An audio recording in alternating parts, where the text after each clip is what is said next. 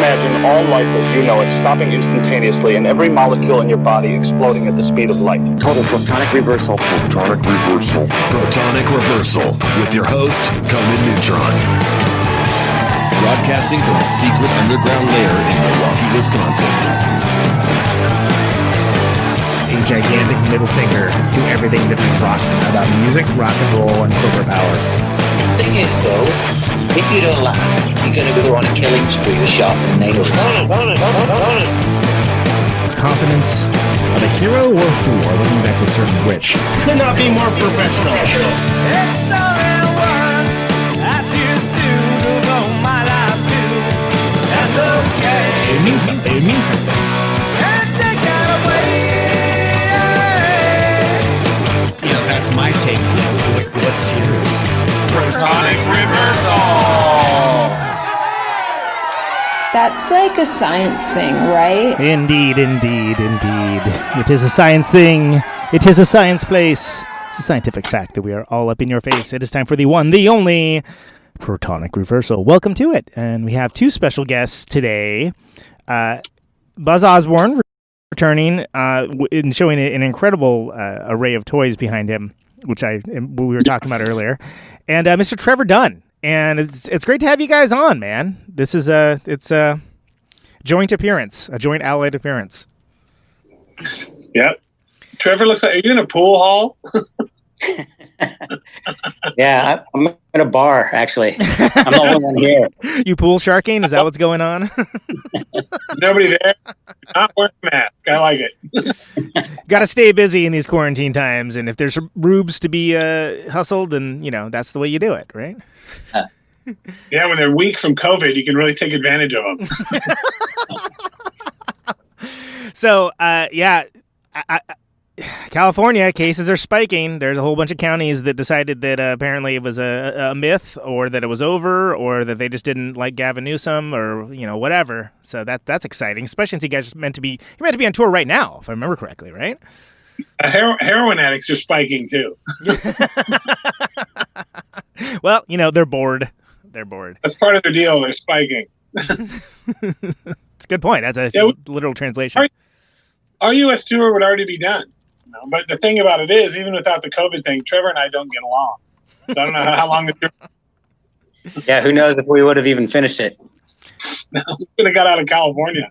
Exactly. I hate you. I hate you too. Let's break up. Okay. Get out.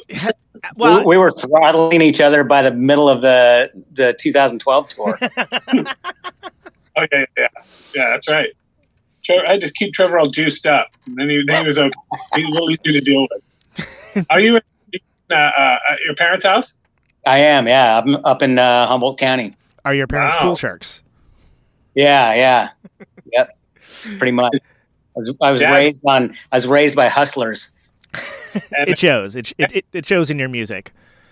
His dad was a drag racer. Yeah. Like a rail drag racer, That's Really? pretty impressive. That is one of those? Yeah, it was a hobby of his. He quit actually right around the time I was born because, back then there were a lot of accidents, and he knew guys who died on the track and left their kids behind. And I think when he was about to have his second kid, he decided to hang it up. So you ruined everything. So there goes the drag strip. The drag strip courage went down in flames, as it turns out. But he didn't care if he died after the first kid. No, that's fine. Yeah. So is it Arcata or Eureka that you're? Eureka, actually, yeah. Nice. I actually really like it up there. I think Humboldt's a very interesting place in the fact that the culture, you kind of have to make your own entertainment because it's just far enough removed from, the major cultural centers that you don't really have an option. You have to. And I've always been very impressed with the folks that come out of Humboldt that way. It's still, speaking of COVID, it's a very naturally isolated place. It's literally surrounded by redwood forest, and you got to have a reason to come here, unless you want to get to Portland taking a 5, which is a lot faster. But yeah, so there aren't there are very few cases of the virus up here. Yeah, it's already pre-socially distanced, as it turns out. Yeah, yeah. And then also, you have all the You people. can still Oh, go ahead, Bud, sorry. weed. Yeah, I was gonna say there's the people that are socially distant because they're growing the weed too. You know, the whole Murder Mountain thing. If you want to buy pounds of weed, that's still freely available. Up here, it's more like 16 feet distance. Right, exactly. Did you ever see, Trevor, that documentary? I think documentary docuseries, Murder Mountain. Did you ever see that? Yeah, definitely. I loved it. Those folks in Tropical Fuckstorm turned me on to it, and I thought it was pretty interesting. Yeah, How yeah. many you know in it? Actually, I didn't know anyone. I kept thinking I was going to see someone I know because I recognized all these characters, you know, all these kind of personalities, and I thought, oh man, there's going to be someone from high school in this. I know it, but I ended up not seeing anyone I knew. Did you? Murdered on the mountain. Yeah, exactly. They redacted that part, maybe. Buzz? Did you guys play Humboldt back in the day when Melvins were on tour? Were you ever at Eureka Arcada? Yeah, we played up there a few times. One time we were supposed to play with Biafra and he canceled.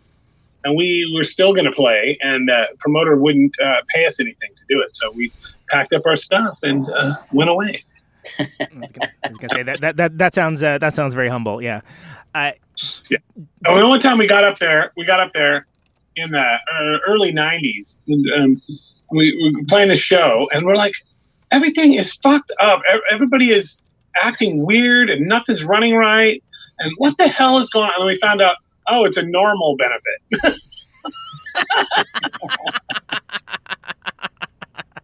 We're like, that explains it. Yeah, man, I don't know when we're going to start. I don't know. Totally. We're like, what the fuck is happening here? The weirdest show we've ever played, and it's a normal benefit. Oh, it's a normal benefit.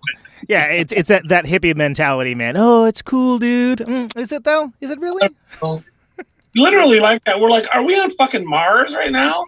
What the fuck is happening? Yeah, it's still weird up here. Yeah. Some things never change, as it turns out. Yeah. It's way to hell up there.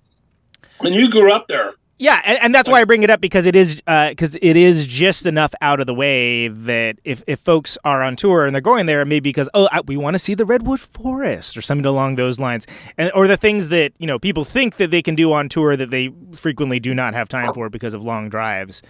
And I've always been very impressed with it in a way, but it also was fascinating to me in the same way that like a place like Missoula is, that it's so isolated that it's just. Again, I'm repeating myself, but you just have to make your own culture. And Trevor, I think it's interesting because you grew up there, right? Yep, in this house. They live in the same house you came home from the hospital to? Yep. Wow. Yeah, my parents had a couple apartments before they bought this house, but I think that was even before my older brother was born. So yeah, it's I still have shit here in boxes from when I was, a kid. Have you been going through them? I have. I've been selling a bunch of shit on eBay this week. Really? Yeah. What's your handle? Anything good? Any good value? Here's the latest thing that just sold. Check it out. Is it the pool table? How much for the pool table? How much for the light? How much for the queue? Oh, well. What is Marilyn Monroe? Marilyn Monroe. I was going to say. Wow. That's impressive. So I have no idea why I had that. For the one, was that your prom date on prom night? That's the hottest catch in Eureka, man. Are you kidding me? Have you been selling autographed high school annuals? No, I haven't. But yeah, Here's a picture of Mike Patton. I did just sell. There's a couple old Bungle posters here that were in storage, and I sold a couple of those. Oh yeah, I bet. We have to ship them to Bolivia or something. I haven't been doing any international, but yeah. Because they meant so much to you, you had to sell them.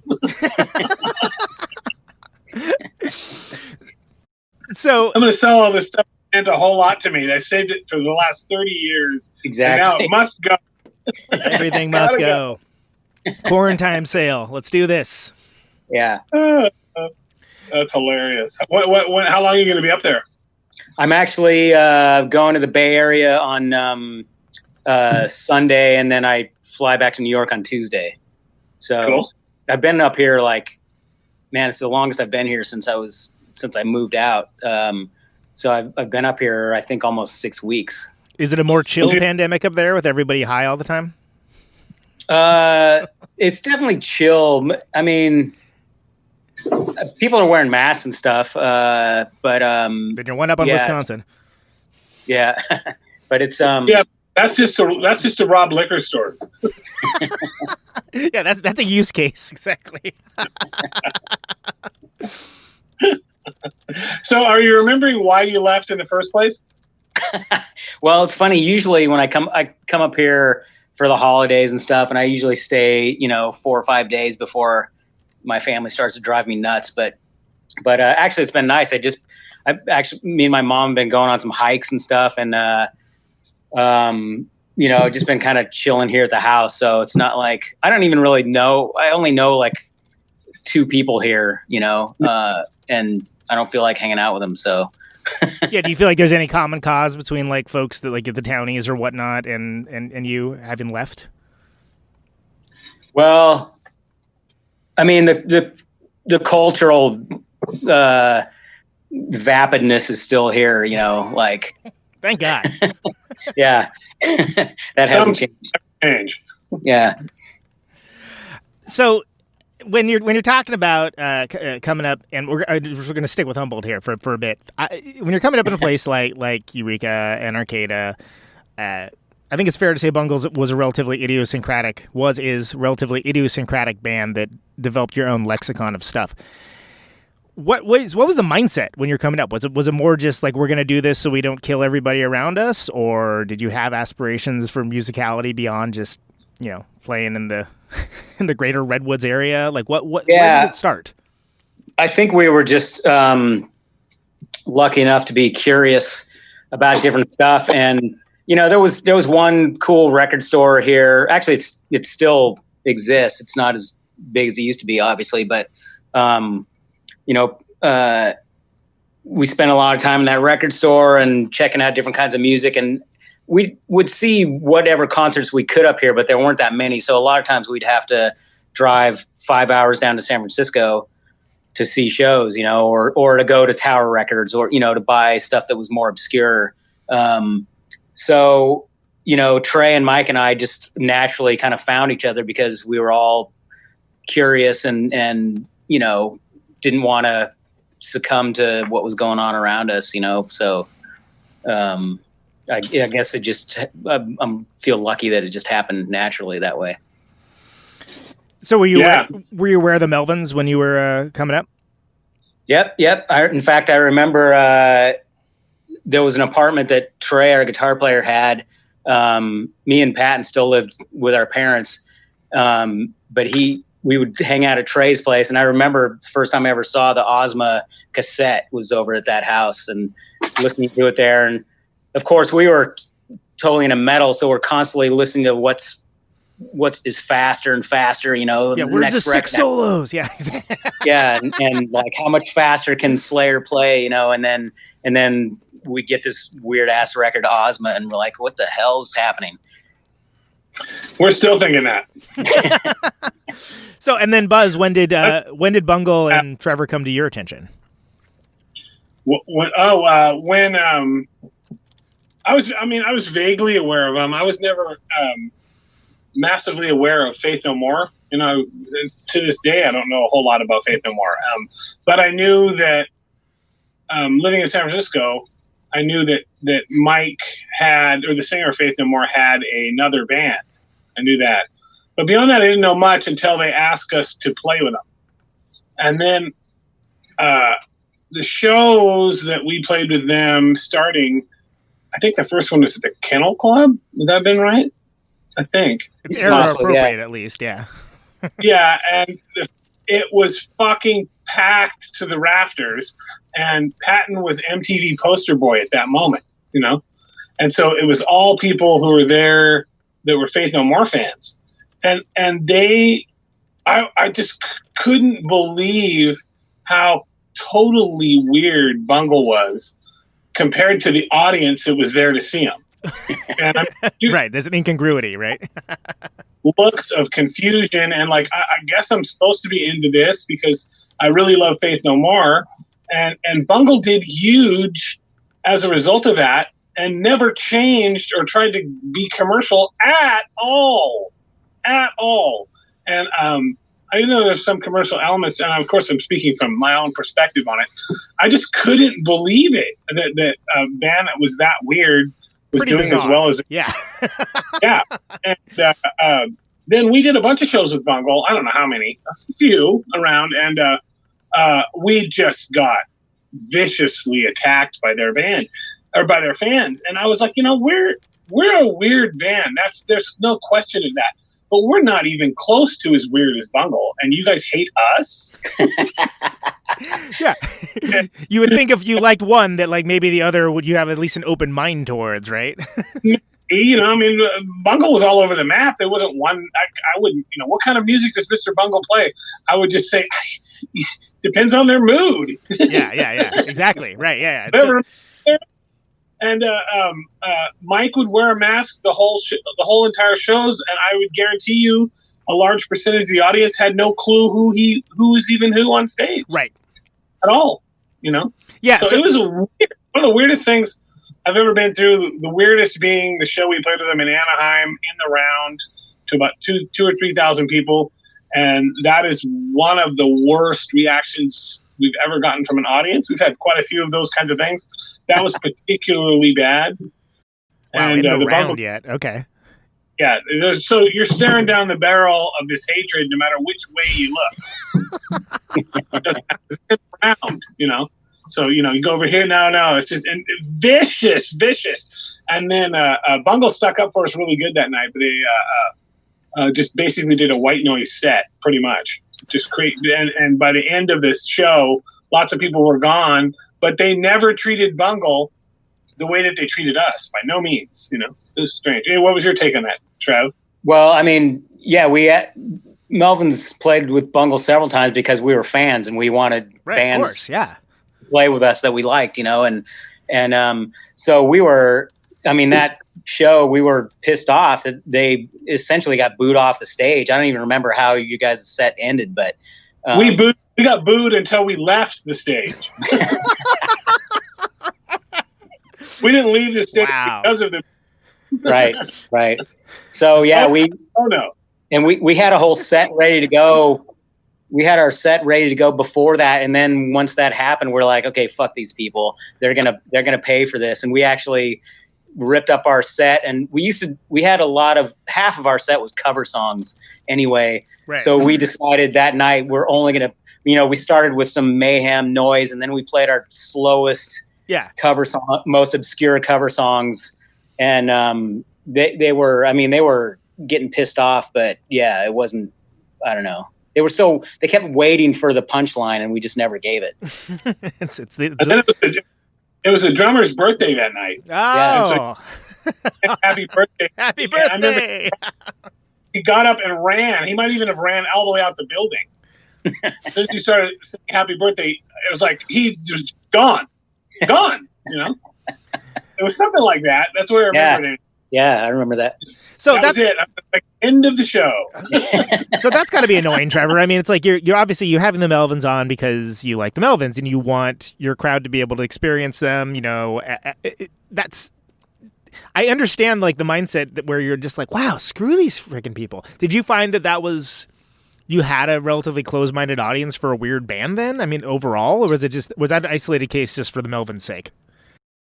Well, it's hard to say. I mean, that was before, I think, that was was that 92? I think that was the end of our...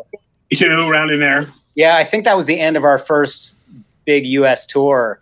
And, I mean, thanks to Faith No More and people knowing who we were, like, they already knew our music, and so we definitely had this... I mean, again, it was our first tour. I think it took a while for people to get use the fact that we were going to do whatever the hell we wanted, but That you weren't going to play Epic? yeah. And also we were, at that point, we were already kind of sick of the songs from our first record because we'd already made a demo before that.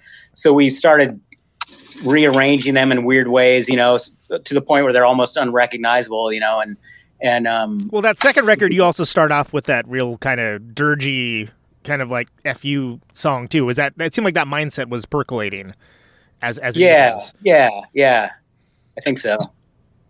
I mean, I don't know. It's hard for me to remember exactly what the mindset was at that point, but we just did what we wanted to, and we were happy that anyone showed up. So, You guys are doing good though. You're doing really good. yeah, totally.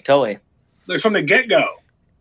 And the thing that gets me is you would expect people to be into Mr. Bungle to be a little more open-minded to different stuff. Yeah. I would think that anyway.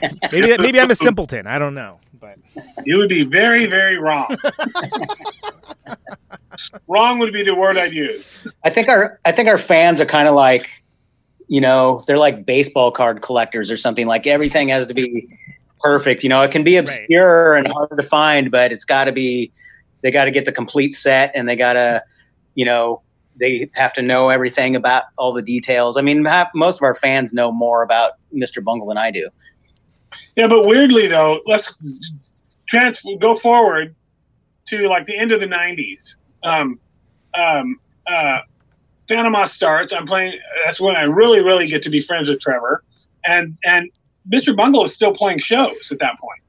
You know, on their first go around, and that would have been by the California time period, right? If I remember correctly. Yeah. Which I love that record. That's my favorite one. That's badass record. Cool. They do that record, and they're doing a tour, and then they go on this tour, and I see them at the Palladium, this tour called the Snowcore Tour. Oh, right. Yes, I remember that. Yeah. That's Punk guys were openly calling it the Mediocre Tour. we called it the Brocore Tour in my friend group, but yeah, I remember it. And we also called it Snorecore and Borecore. And the audiences there got really irate with you guys. So you got a little bit of that yourselves. But the only good part about that was you were pissing off audiences, but you were making really decent money just to piss people off. Yeah. Which there's we the worst ways to make a living. Yeah. Yeah, we knew we were out of place on that tour. Who else played that? It was a very bizarre lineup. Like you guys stuck out like a sore thumb. I remember that. It was Incubus, System of a Down, and this metal band from Puerto Rico, I think, called Puya. And I think the only reason we were asked is because I think some of the guys in the headliners were fans or something, and right. And, you know, it wasn't like our own tour. We could have done probably just as well on our own, but we decided, what the hell, we'll do it. And we knew the crowd was going to hate us. We knew System of a Down's audience was going to hate us. So we just initially decided, well, we might as well dress up like the Village People then and talk about how we're homosexuals. just throw a little kerosene on the fire. You know, why not? Yeah. They could not have been more pro-homosexual on that tour. It's not homophobia, no homophobia whatsoever. And no one can accuse them of that. And I went to that show at the Palladium.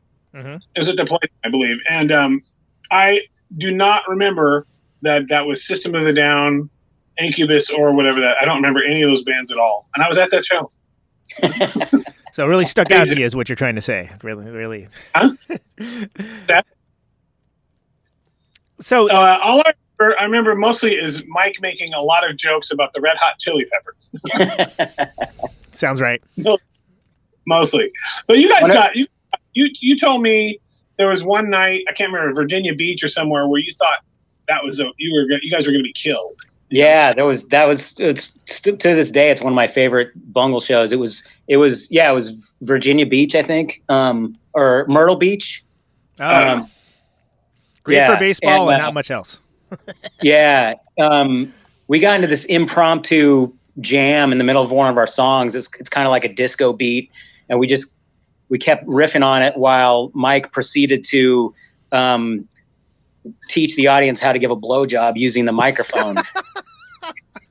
It's informative. And- It's educational.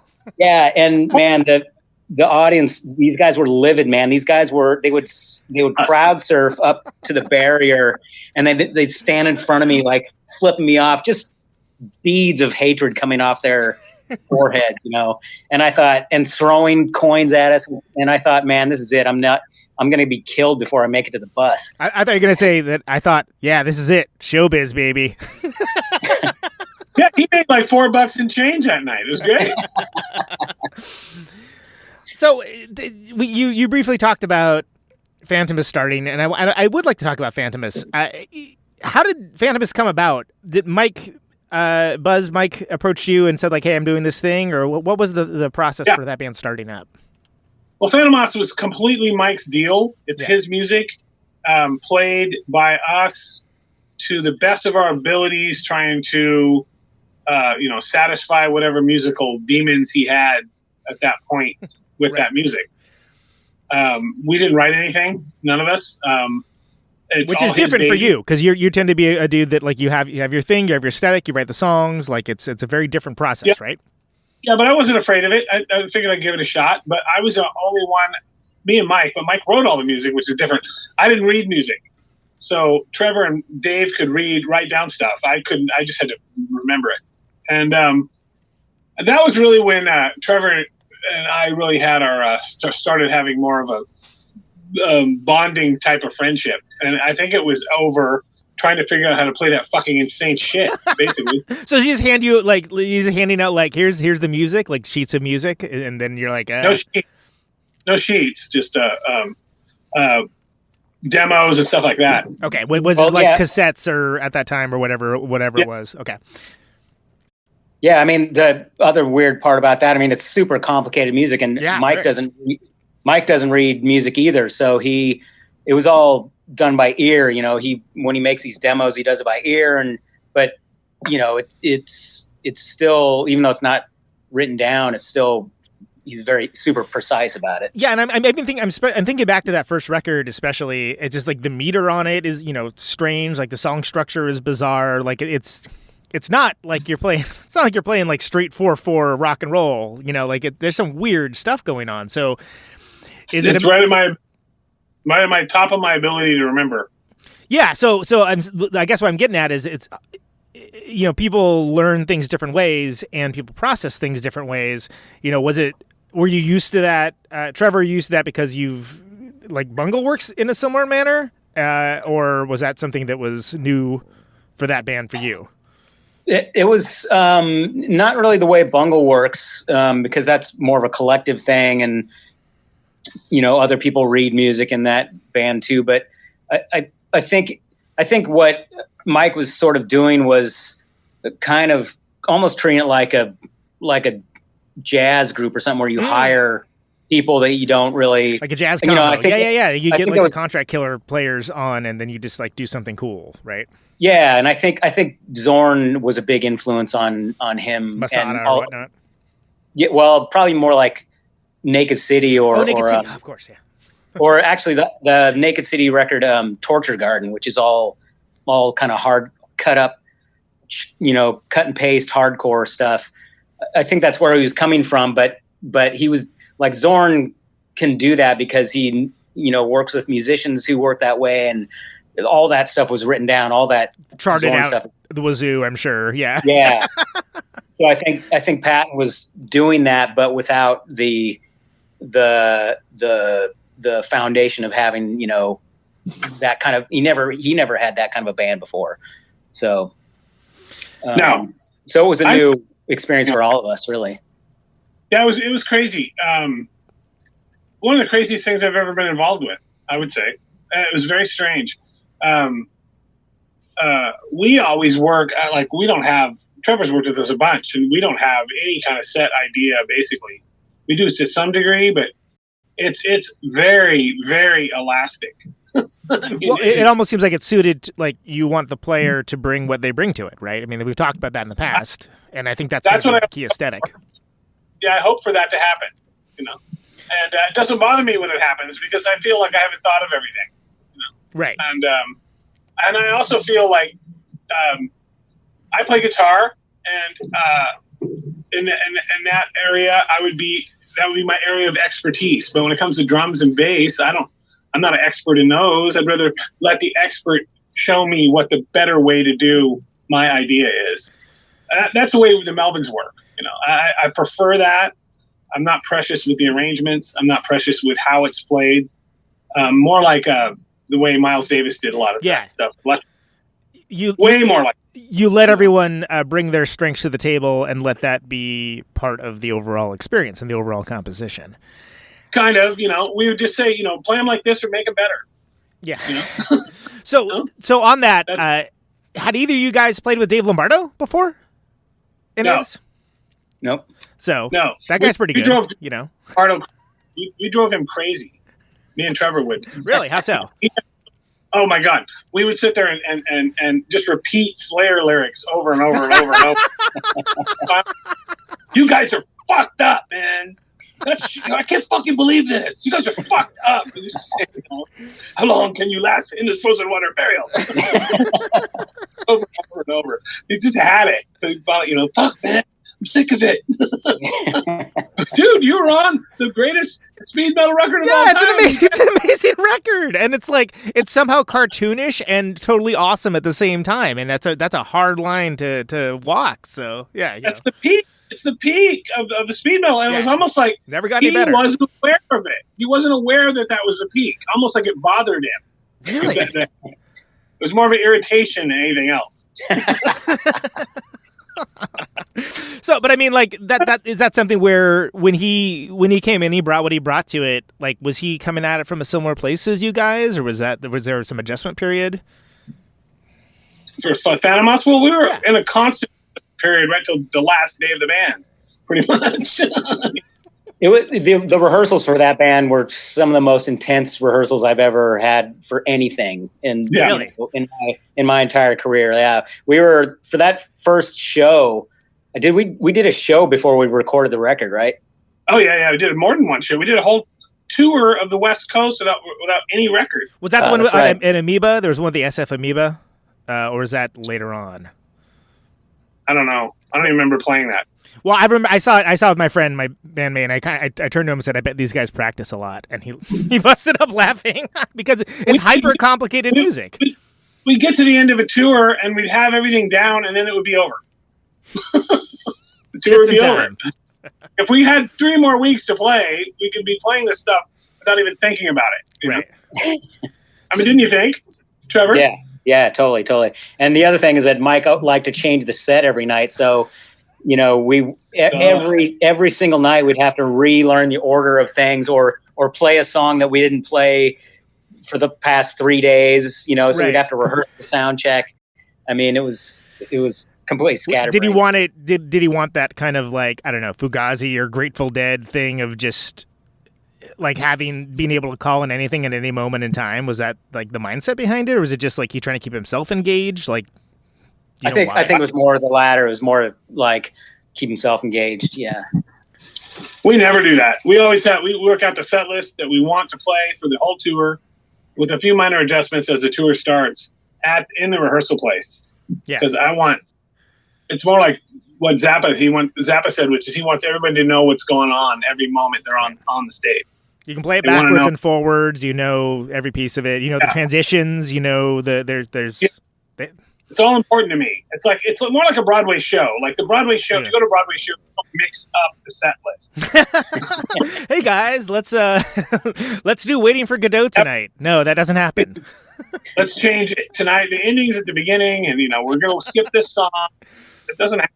It's more like a performance. If we're playing an hour, it's an hour performance art music thing. Right. That's more like what we're doing. Which I remember Bungle was the same way. We used to change shit every night, and but I remember that the 2012 tour I did with Melvin's Light.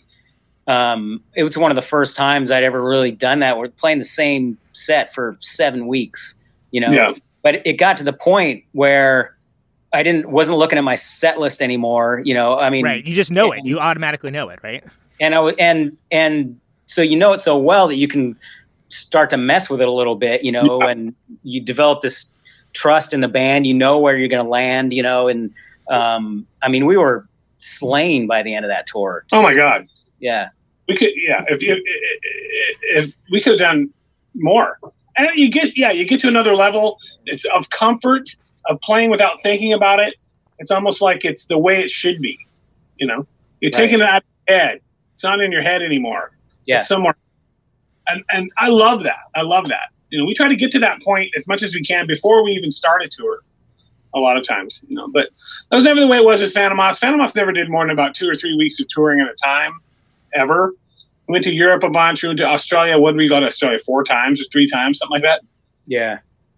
And the last time we went was we did a Melvins Phantom Moss Tomahawk tour.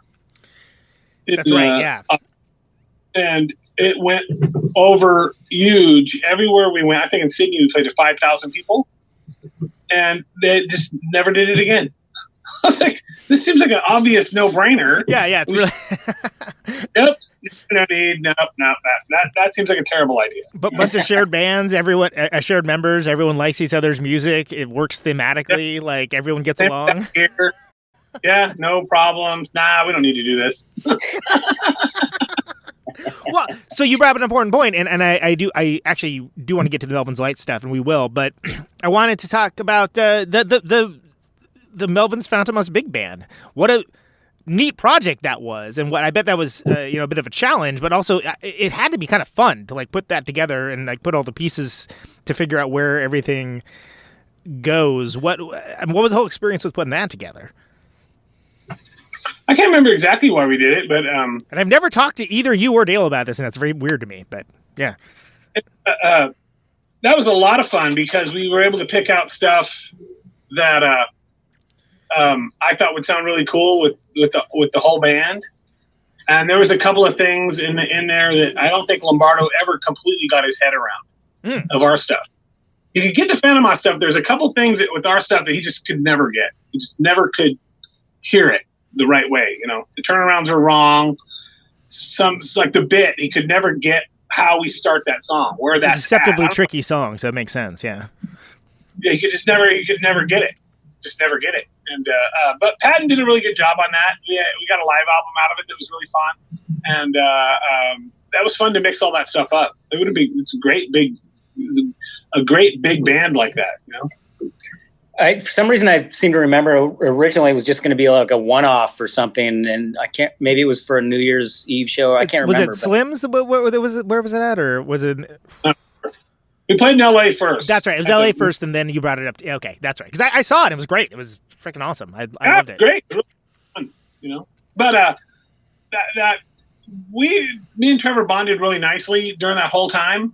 He would help me out a whole lot with stuff I was being confused about with Phantom Moss stuff. And eventually we got to the point where I was like, we should play. We should have Trevor playing with us, and which morphed into the Melvins Light, which we got the idea to do something like that. And then I set up a bunch of shows around California, weird little places like Fresno, and I can't remember where else we played, San Luis Obispo, and we played on tiny equipment. And it was during that tour that I was like, with this lineup, we could do something crazy, like every state plus DC. Right. Do it. And did you look that up to see, has anyone done that? Was that, did you know? I knew that George Thorogood guys had tried to do it. Now they say that they did do it, but I remember at the time they didn't do it. I remember when they were doing that tour, they quit after like 30 some shows, but of course they deny that, but whatever. I mean, that was good because they got all hacked off when we were saying, nope, we're the first ones to do it. They didn't do it. And then they actually responded. Yeah, that's awesome. You don't have enough to do. You're going to bother with what we're you're not busy enough that you have the time to deal with this. Add to the bone. Nothing would touch you. No way. Or what was the joke? He's mad. So that's like this. Hey, we're going to push this to the absolute limit. Yeah, why wouldn't you? Right back and forth. It was pretty funny. But then I asked these guys about it, and Trevor, I don't remember what your exact reaction when I brought it up. I was on that tour, I brought it up to you, and you were like, huh? You want to do what? And then I called the next day. It was in Fresno. I remember it. Before we played Fresno, I called our booking agent, and he was like, "You're out of your mind. That's just crazy. That's just never. Are you insane?" Yeah, nobody And I does was that like, for a good reason. Yeah. I want to do it.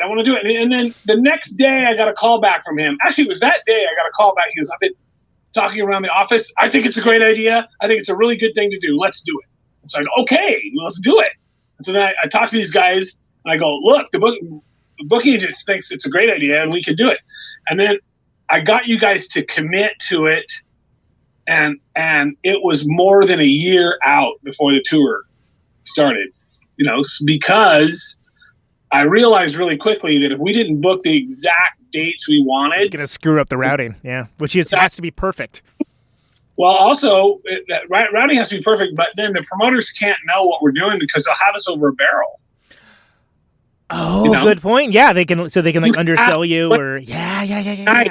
Right. Okay. You can't get out of it, so we don't have to pay you shit. The show in Minneapolis or wherever, I don't know, maybe nothing, or wherever, So I was like, we got to book it before anybody has any idea what we're doing. So we had that thing completely confirmed and booked over a year out, like confirmed shows, signed contracts, works before we ever said what. And these promoters, then we weren't trying to screw them over. We also just didn't want to tip, what we were doing. And so then by the time we announced it, we already had signed contracts in hand, done. Whole tour was done a year. And so that gave us enough time to then really plan out what we wanted to do and record a whole album for the tour. And that was really when Trevor became a big part of the band. Was with that, So Trevor, what's going on with you during with all this? Like when he first brings it up to you and you're like, wait, what are we doing? Like what what is this? Yeah, well, I think I might have said something similar to this for that Melvin's documentary, but I remember Buzz came to me with the idea. He's like, "Hey, I got this idea for all 50 states plus DC," and I was just kind of like, "Yeah, okay, let's see if that's gonna happen or whatever." and then the next day he's like, "It's on. They're starting to book it already." I'm like, "What?" That's how it always works with us. So, yeah, I mean, hell yeah, I'm always up for a challenge. And, it was the idea of it is a lot scarier than it actually was, I mean, the first like third or fourth of the tour, going from the West Coast to the Midwest, that was a little difficult, partly because we're just starting and also because the drives were longer. But man, once we got to the East Coast, it was a piece of cake. Right. We were in some spots in the East Coast. We stayed in the same hotel 4 nights. Yeah, because everything's so. East Coast bands, they have it easier, and nobody wants to hear that. That's from an East Coast band, but it's just closer. Things are closer there. I'm sorry, I get it, traffic tolls, etc., but it's closer. Stop complaining. Yeah, like up in the Northeast, we stayed in the same hotel. Okay, tonight we play Portland. Now we play Dover. Now we play right.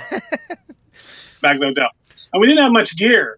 Because you're playing on smaller equipment too, and that's kind of like the ethos of the tour, right? So yeah, and we had an album to go along with it, and it was really one of the coolest things we've ever done as far as like a stunt, Yeah, because there's a couple things happening at once. So Trevor, when there's material that goes with this, with the idea of doing like the more kind of like stripped down, kind of different sort of set. Like, was that something that was intriguing to you? Were you like, oh, sure, if that's what you want to do? Like, where was your mind at for being, Melvins are an iconic band, and they're sort of defined by like a big sound.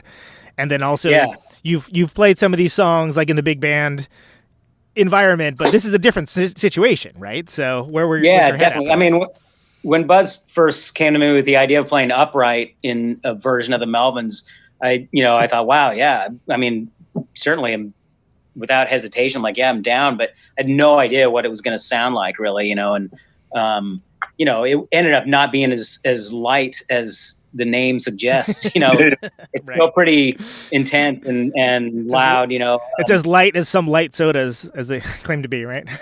right, exactly. Diet. And stand-up bass isn't necessarily the most accepted and highly valued instrument in quote unquote heavy music too, necessarily. That's true. Although, like, it actually ends up having a lot more low end than electric bass. Way more. I mean, I think the record's great. I think it sounds awesome, but I'm talking about from a perception standpoint for the audience that maybe are used to seeing it, right? Yeah, totally. I mean, I have to say I was super surprised and also proud when, kids would come up to me after the show and they're like, wow, I didn't even know you could do that on a bass, because I was doing all kinds of weird extended techniques and stuff. And so, open some people's minds up to something different, and I mean, I've played upright in a lot of weird bands, but nothing like that, Yeah. And I remember we did, before that tour, we did another practice run where we toured across Canada for like 10 days or something. And that's when we really, that's when I figured out, I'm like, man, I'm going through bow hair like crazy. I'm going to have to bring 3 bows on this tour because I'm breaking so much bow hair, and then on tour, I'd have to stop and get one rehaired, because I was playing so hard that I'm just like breaking the stuff. And you ever been in Regina and tried to get your bow rehaired? It's a rough business. Sounds kind of fun. Yeah. But we really wanted people to, we weren't trying to hide behind the bass, and we would start every show with him by himself. You go out there, you go out and start. To show that we're not kidding around with this. It's not a prop.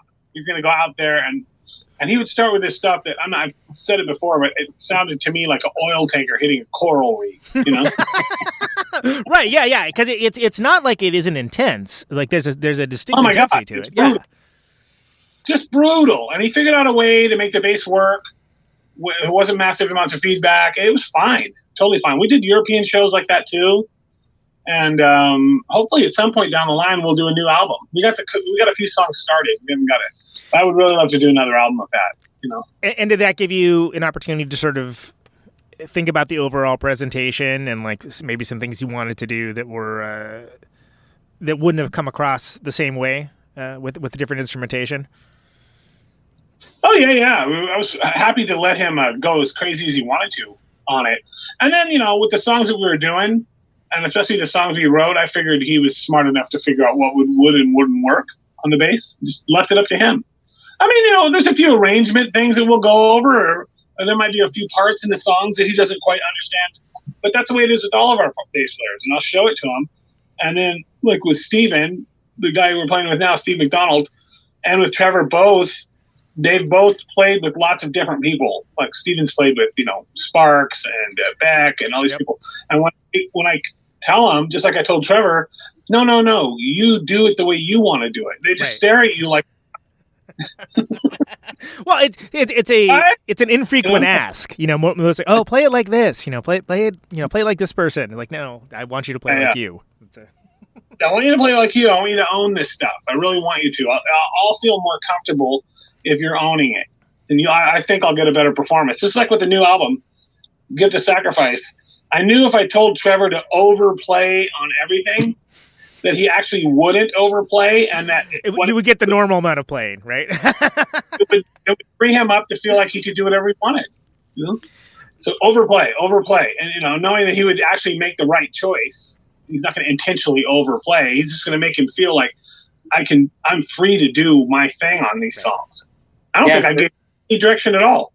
As someone who also writes music, obviously I'm not going to be like, oh yes, I can.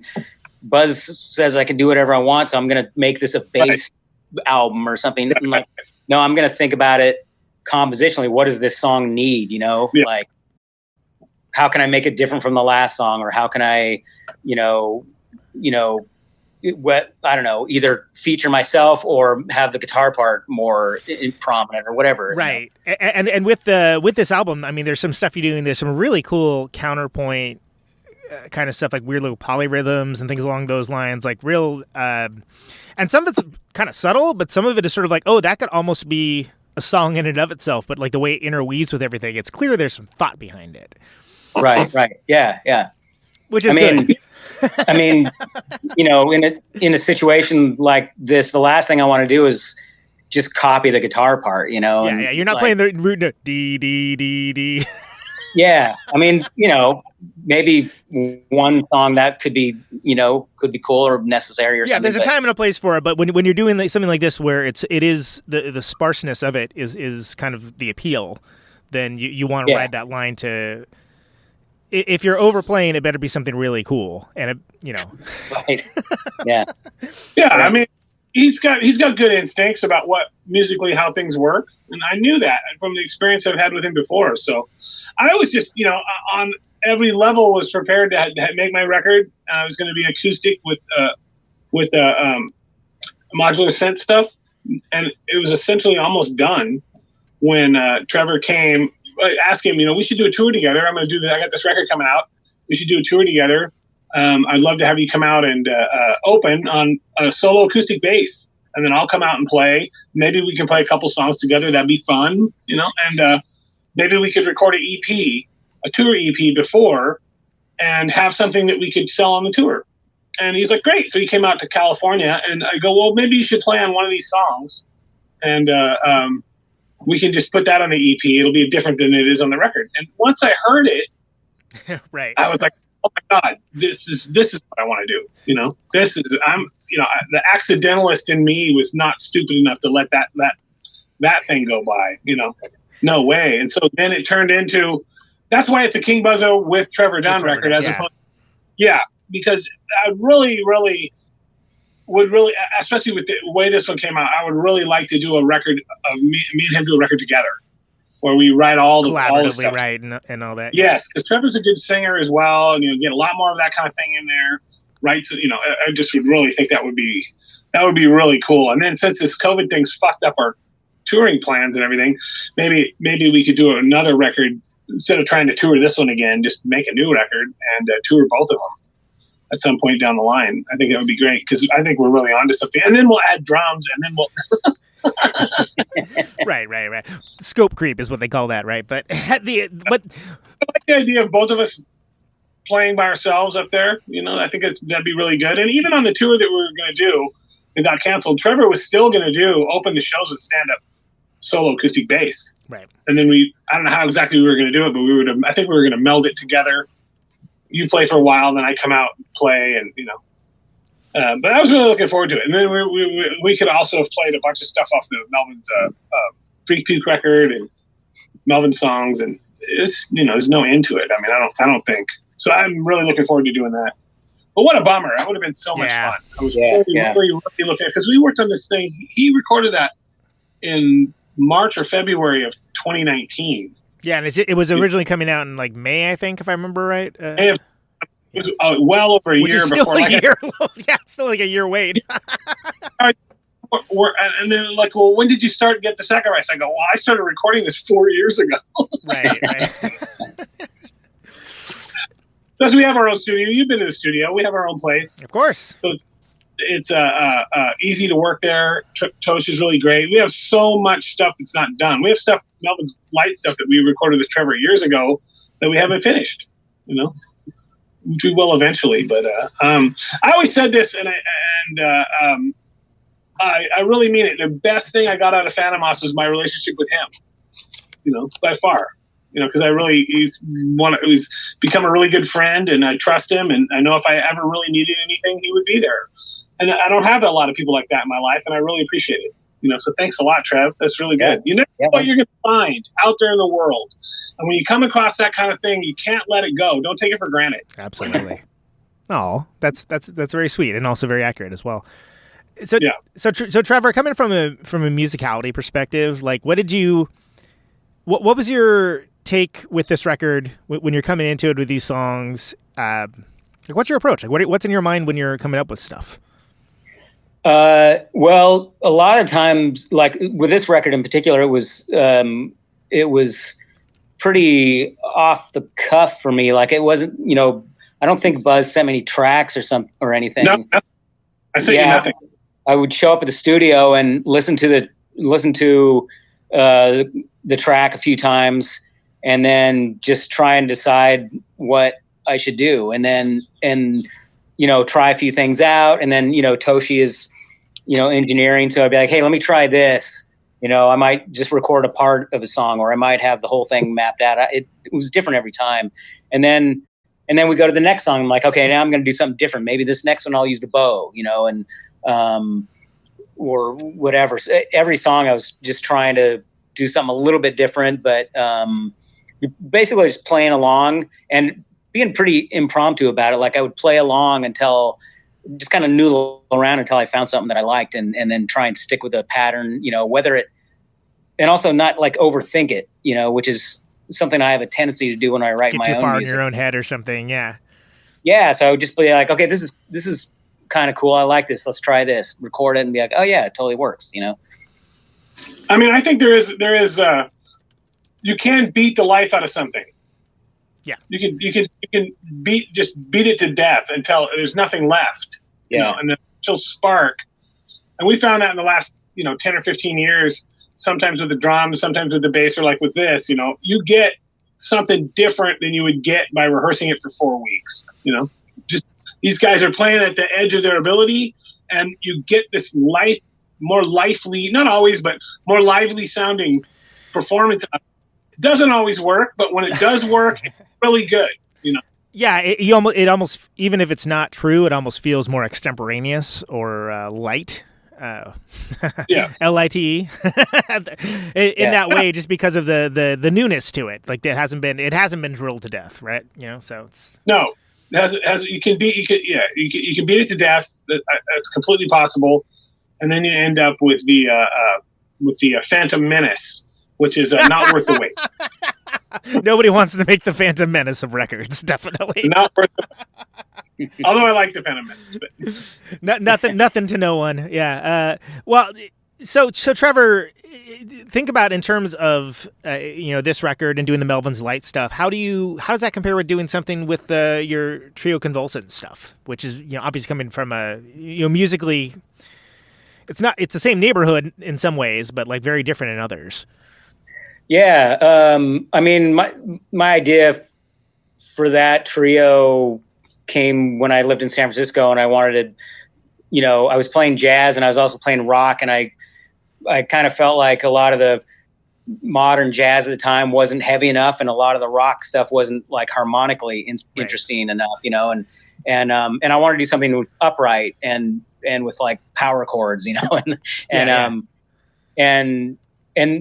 I mean, the approach to that is I write everything for it, and I sit down and I write it all out on paper, and I mean, there's a lot of room for improv in that too, and it features guitar. The guitarist Mary Mary's Halverson. a badass. Chess is a freaking badass. I mean, you're playing with good players.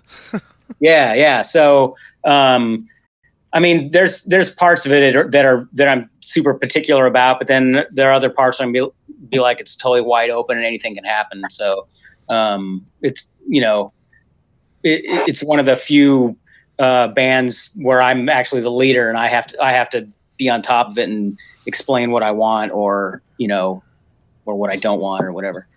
Yeah, and I guess what I'm getting at is being the captain of that ship. Most of the things you're associated with, it's either as a sideman or as a contributing member, something along those lines. It's a different mindset, and it's a different place. Totally you're coming from. It's way more of a pain in the ass to be a band leader. I mean, I'm as a bass player, I've been in a sideman or whatever for countless bands. So that's like a muscle that is very familiar to me, to flex, and personality wise, I fit into that really well.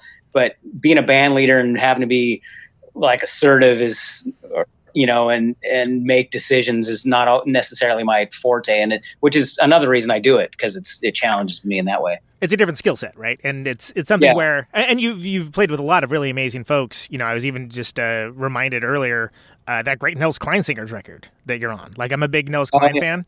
To this day, I'm not even sure if I've heard any of his stuff where he's playing with Wilco, but I love all the Nels Klein singers, like the crazy freak out, like jazzy kind of noisy rock stuff. Like that's my jam right there. Yeah, right on. Yeah, he's an incredible guitar player.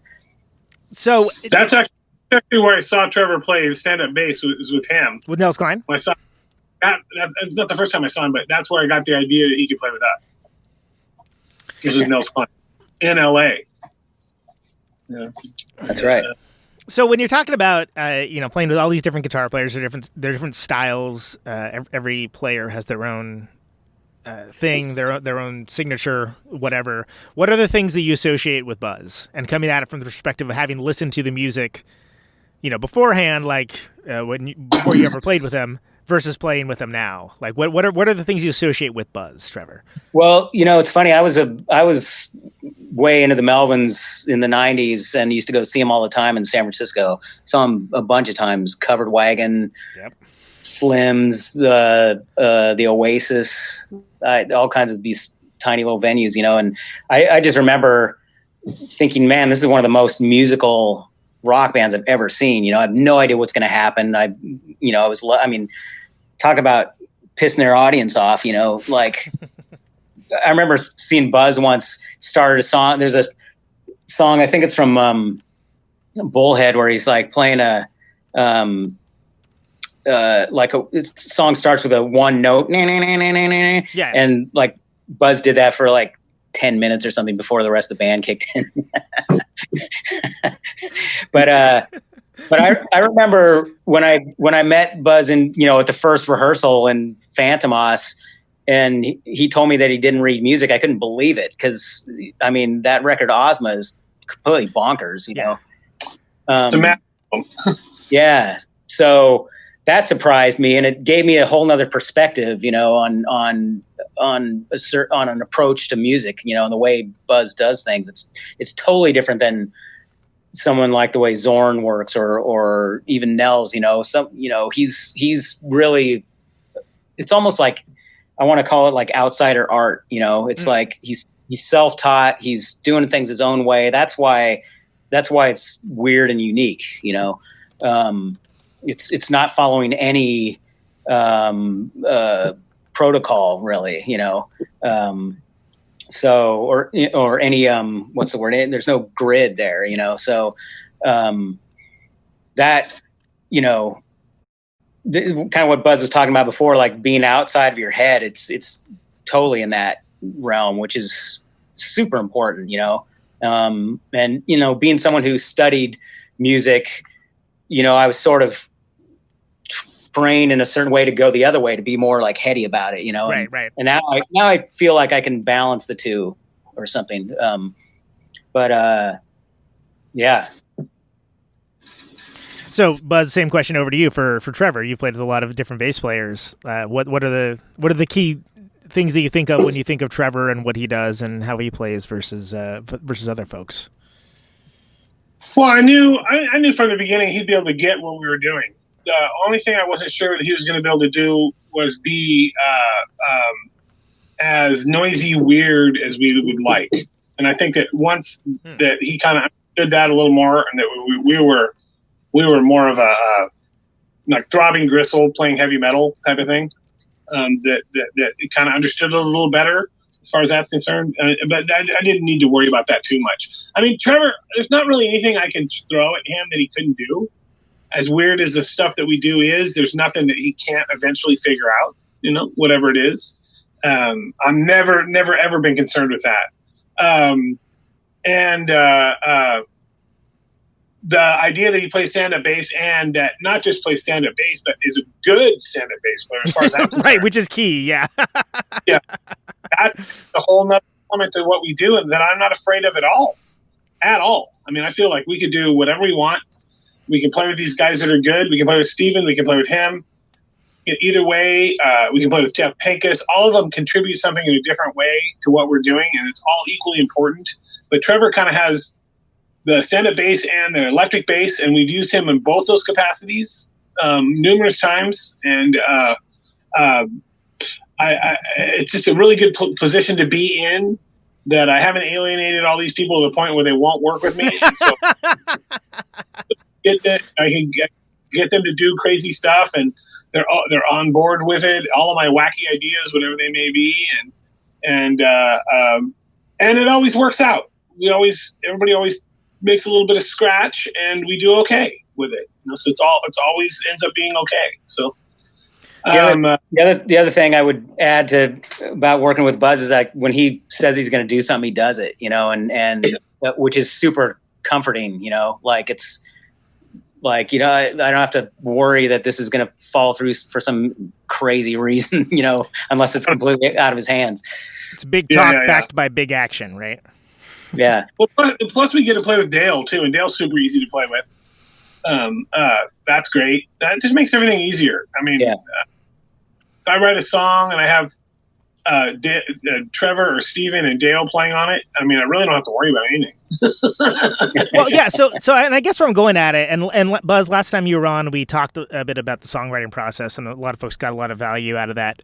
How do you sort through the songs? Like, how do you sort through like what goes where? Well, I have massive amounts of stuff. I mean, I could literally never write another single riff and still have tons of material left to do whatever I wanted with. A lot of stuff that people think is new isn't new.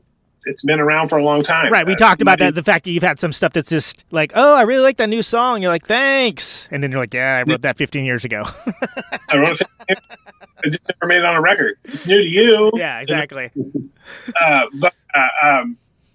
I just sift through and listen to it. If I need, I need something, or I need, like right now we're working on a new Melvin's 1983 record, and I'm finishing that. And for some of that, we realized that the drummer needed to come down again, and we needed to record a couple more songs. We didn't have enough stuff, and so I just go to the catalog, and like I have to find something that would work with him. He's not a drummer that can do like a lot of outside 4/4 stuff. Yeah, it's a very different style than Dale, that's for sure. Yeah, go through and find stuff that he can play, and so I just go through. And that one's good. That one's good. Now that won't really work. That's got a weird hiccup in it that's not going to fly. Right. Well, you want to set someone up for success, right? You don't want to set someone up for like, hey, this is like, I love the drumming of Phil Rudd, but if you throw him a King Crimson song, he's not going to probably be able to do it, right? He could probably do it, but we don't have time. Why would we want him to? We don't have time to sit there. We can't rehearse it. We've got to give him something that's doable in that amount of time. And he's not a drummer by trade. Yeah. So if we're going to do this, I have to be realistic about it. And so then my job is to take something that's easier than what we would normally do and make it good. How do I do that? That's a challenge in and of itself. It's not exactly how I would normally do it, but I have to please myself and still make it something he can do. And so I just go through and find a couple of things that we had, and we came down and we recorded them. I sent the ideas to him, and he came down and we recorded them in a couple of days, and that's kind of how that works. Now, if I was going to go, I'm going to start working on a Melvin's record, then what I'll do is I'll start going through all my riffs and listen to them. Okay, that's in the A column, that's an A column, A column, A column. Not about this one. Maybe this was good. A column, A column. Okay, let's go see what I can do with that. And then I'll take some of that if it has 2 or 3 parts to it. Then I'll work on that by myself, and then bring it in and show it to Dale. And then we'll start branching it out a little bit. So is this written down, or is this like something that you just have in your head? I'll bring it in. Now I'll bring it in on my phone. I'll just record the riff. I'll bring it in and listen to it, and then I'll play it, and I'll get to rehearsal early, so I have the riff down, and then I'll play it for him, and then we'll take it from there. A lot of times with Trevor, we would have stuff that was done before he got there, and then we'd have some stuff that he wrote or that we would write together. But a lot of that comes out of riff. So I've got a riff. Trevor will be like, I've got a riff. Now, how he came up with it is probably relatively similar. Like stuff that he came up with on his own at home. Sure. Yeah. And then try to make it work within the framework of what we're doing. There's certain things that, what do you think will work? Well, I think this would work. You know what? And then sometimes I'll get to a point in the album and go, what kind of song do I need now? What do I need? So that's a very important thing to mention too, because there is certain types of songs, right? And certain songs serve certain purposes within a live set or within the context of a record. So I view making an album much the same way that a director would make a movie. It's like the record has to. There's a reason why every song's in this place that it is. There's a certain flow and meter to the whole entire album for me to like it. I prefer it that way. There's got to be you have to give it an shape. ebb and a flow. Yeah, like it's almost like there's You mentioned direction, Buzz. Like it's almost like there's a story that's being told, right? There's certain Yep. points you want to hit, plot points. Yes. What's Chekhov's a gun. good it's a good song to start this record with? What do we need? What where do we? And I'm doing that right now with the Melvins 1983, and I'm a list maker. So I'll sit there and make list, and make playlists and listen to it, listen to the record with that, and that even the rough mixes in that order. Listen to all that, and I do this incessantly. I do it over and over. It's just like with the tour. Like we did the 51-51 tour. I mapped out that tour 30 times. Yeah. Now we go here, go there. Now we go before the booking agent, and then I'll send that to the booking agent. This is what I really like to do. One thing that continues to blow my mind with Buzz sometimes is that I'll call him up and be like, hey, are the tour dates confirmed? And he'll just start reeling them off the top of his head. Yeah, he's going to, he's naming the city, the state, and the venue. And I'm like, wait, slow down. I can't write this down fast. It's like Jesus. I live that stuff. I love that stuff. I love every aspect of figuring out how, and that includes when I'm telling him this is days off, everything. Yeah. How long the drive is, where we're going to stay, all that. The in logistics, one go. right? Yeah. It Mapped out exactly what. That's not reasonable because we need to do this, and then we'll have to drive on this freeway, and then blah blah blah blah blah blah blah. I love that stuff. I love it. I love mapping out how a record works. There's nothing more satisfying to me than sitting at the mastering place or listening to a mastered record and realizing that you made the right choice song wise, or looking at a tour that's done and be halfway through it and realize you haven't made any massive mistakes. There's no right. This is the right way to do this. And I knew we were going to be tired at this point, and we need this, we need that.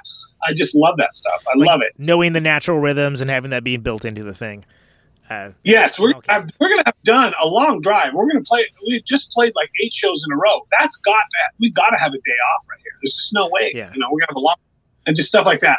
I love thinking about all that, and I'll map out a tour like I said, 30 times, 20 times before it ever even gets confirmed.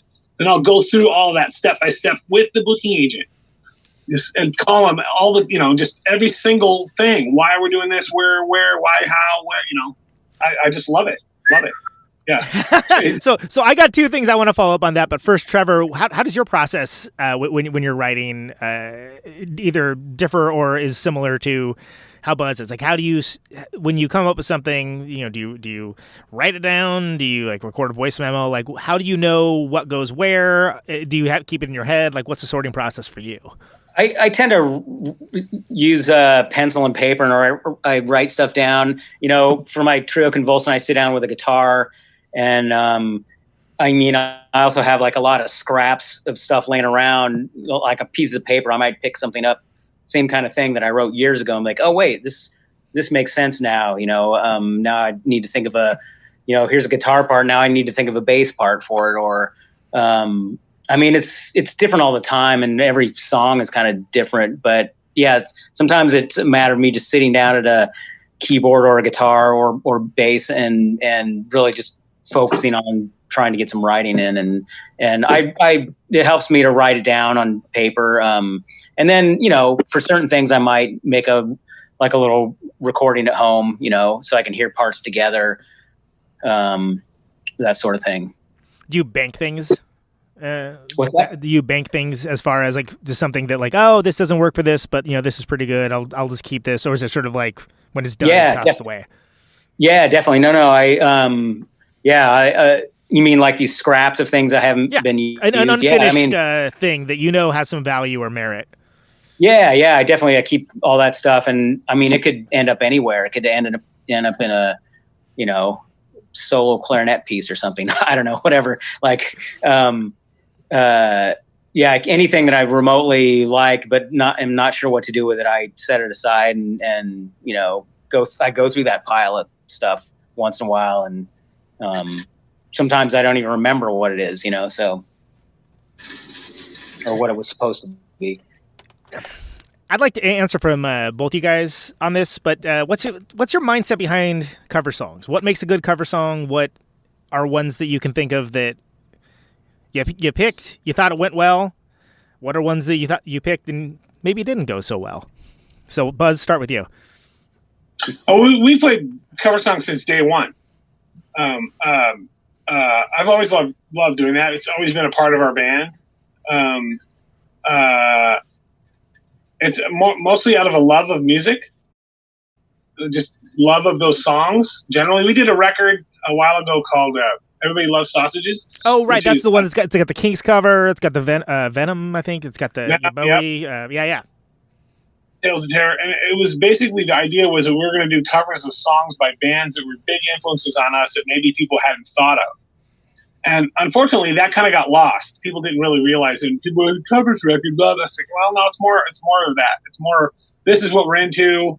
It's not exactly, might not be what you guys would have associated with us, you know? That's funny because I got that immediately, but I guess I'm the target audience for that, so I don't know. You know, I would read these reviews and they're like, well, cover record, that's usually when a band's about to break up, blah, blah, blah. Well, we already have an album. Well, and then you even have that song that's like in the style of Throbbing Gristle, which I think is amazing, you know? Like that's I thought it was pretty clear, yeah. But I don't know. Not at all. You can't please everybody. I think most people got it, but and so, you know, we always loved playing stuff like that. This last couple tours we've been, I don't know if we did in the last one, but one before we were playing Sway by the Stones, which yeah, absolutely. That's a good one. People weren't expecting that. I really got into the Open G tuning on that. And lately I've been, the last 15 years or so, been super into odd tunings, but I've been doing that since the late 80s. So nothing weird. But covers to me are more of how much we love that stuff as opposed to, you know, well, maybe this would be a hit, you know. I don't know. Can you think of any that you thought were going to be good that just didn't land, that didn't like do what you wanted them to do? We played for a little while. We played Pinhead by the Ramones. It never really came out the way I really wanted it. You know? Ramones are actually deceptively tough to do well, I think. We could get the music right. We can just never get the vocals right for some reason.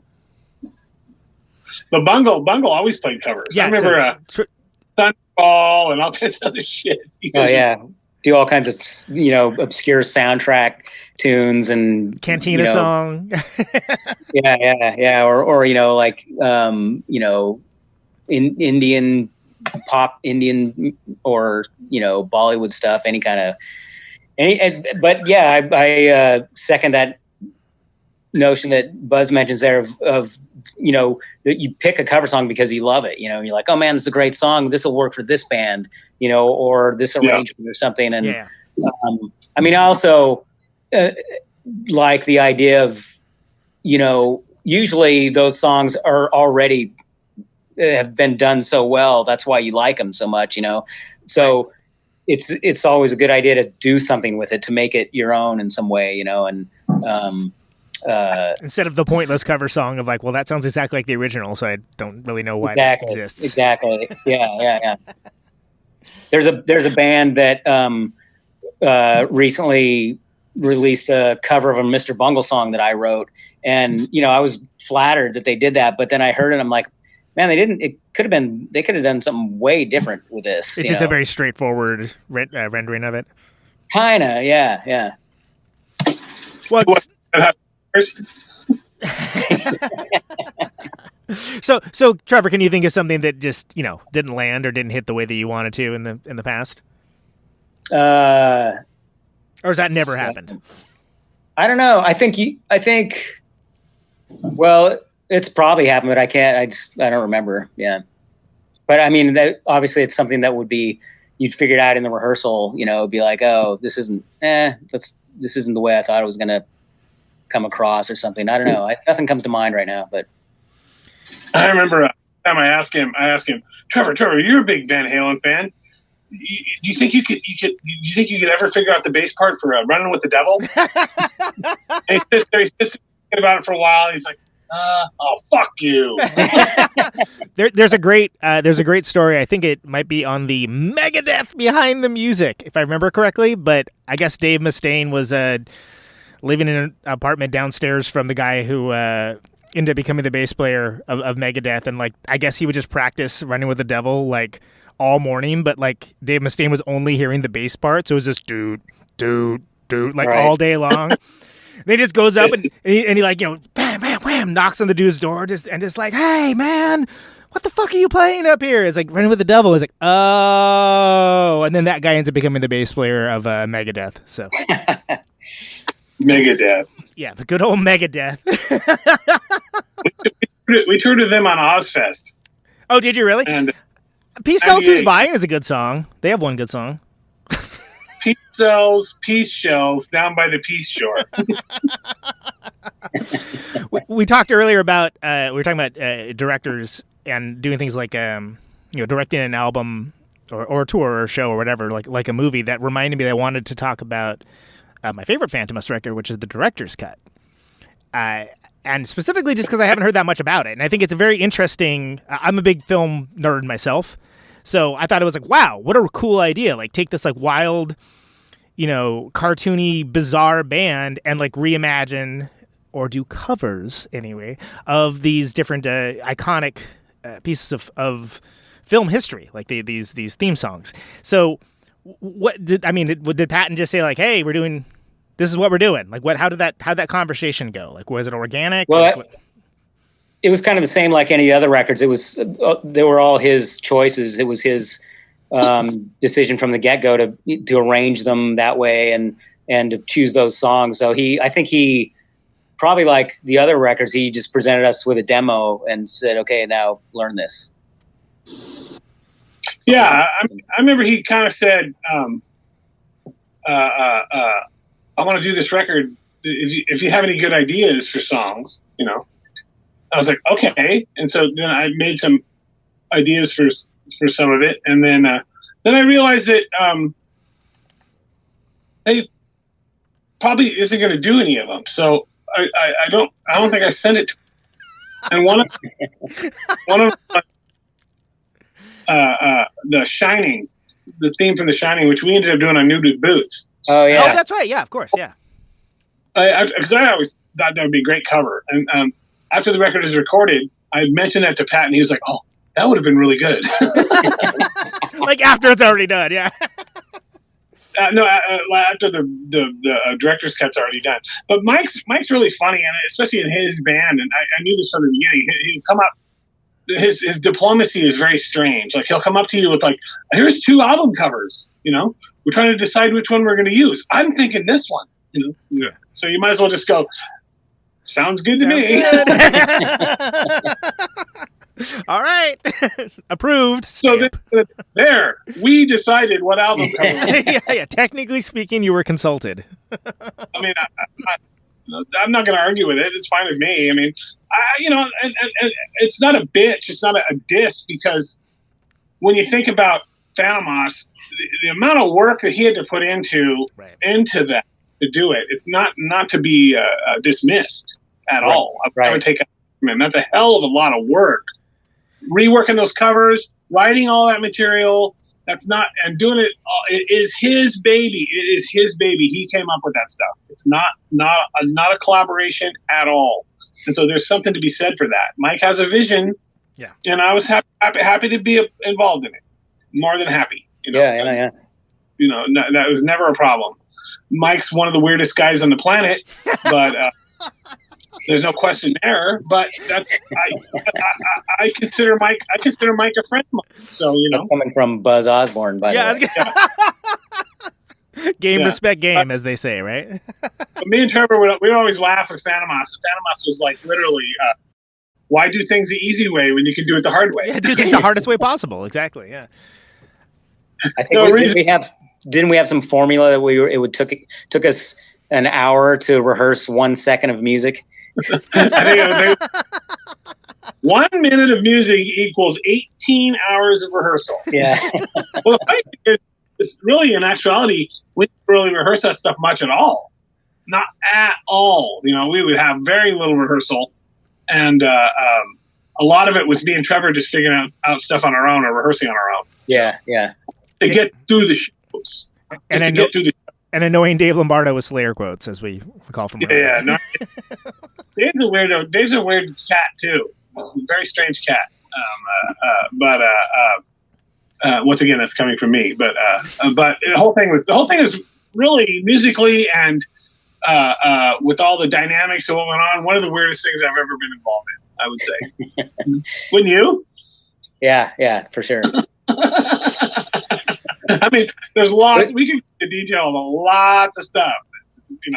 Those rehearsals for that band reminded me of like, there was when I was in high school, I used to do these. I played in a couple musicals, like the Fantastics or Guys and Dolls. Yeah. I played in the orchestra pit, and it was always, limited amount of rehearsals, a bunch of people trying to get all this thing together. So we were literally, making changes and getting things together up until curtain call, so there was always this kind of anxiety with it. And I remember the first rehearsals with Phantom, I was feeling the same way. Like, oh man, the curtain's about to open and we barely know how like you're holding on, like just white knuckling your way through the whole thing. Yeah. Gonna work or it's not gonna work. And a lot of it, some of it was a train wreck.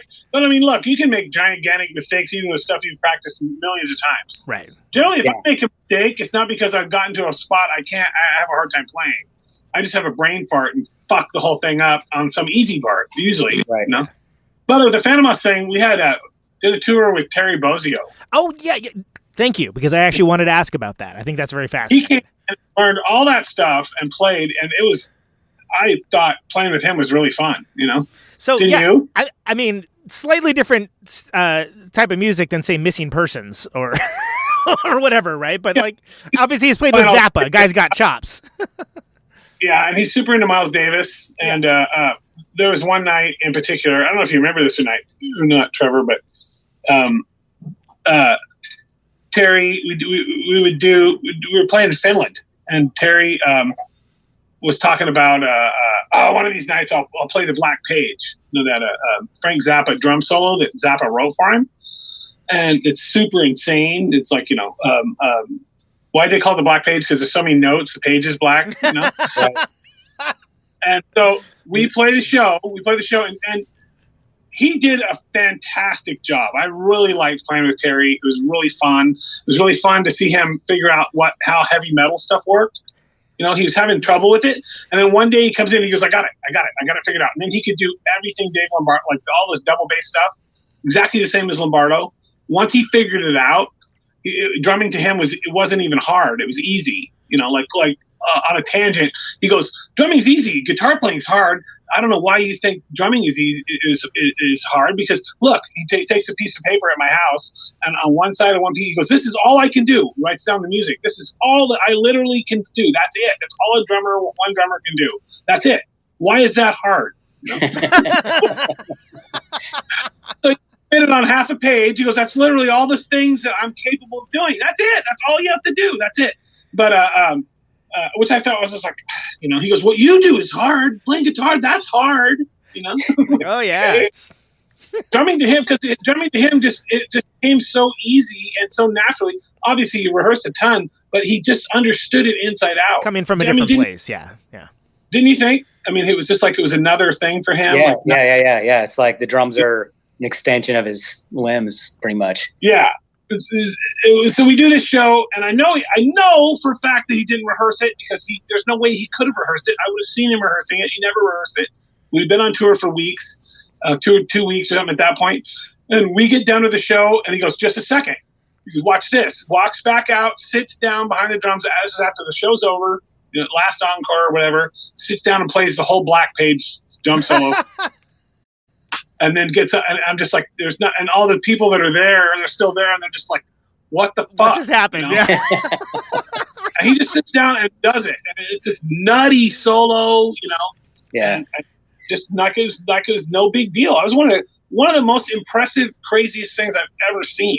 I remember sitting like at the side of the stage watching and just being, this is amazing. I mean, and it was written for him too, which is the other great thing. Yeah, that is great. That is crazy. And this is a dude that he's played with Tony Levin, right? Like, I mean, he's played with like masterful players that are just like, exemplary in the field. Yeah.